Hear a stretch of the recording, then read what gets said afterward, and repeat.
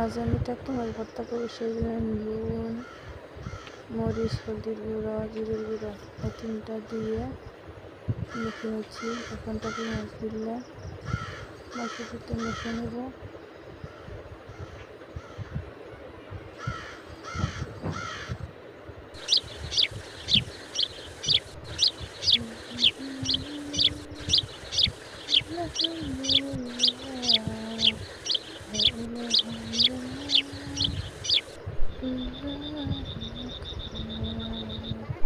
কারকুর সঙ্গে মেখে নিলাম। এখন এগুলো মাছ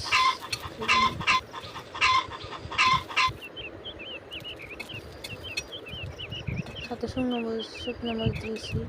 সেই জন্য শুকনো মাছের কিছুটা মুখের মধ্যে লাগলে দারুণ স্বাদ লাগে। এখন পেঁয়াজ ভেজে নেব।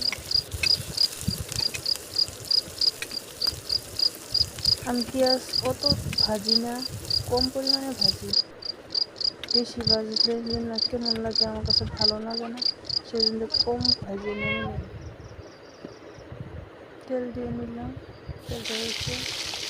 এখন দিয়ে দিচ্ছি মাছগুলো।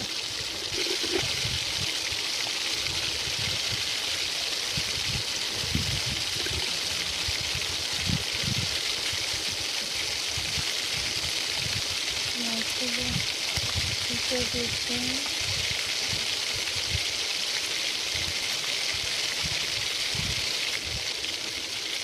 ভর্তার জন্য মাছ ভাজা হয়ে গেছে।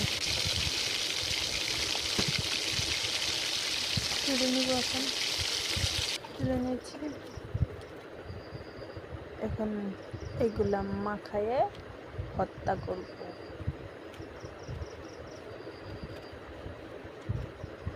টাকি মাছ ভর্তা গরম ভাতের সাথে ইয়াম্মি আর ইয়াম্মি।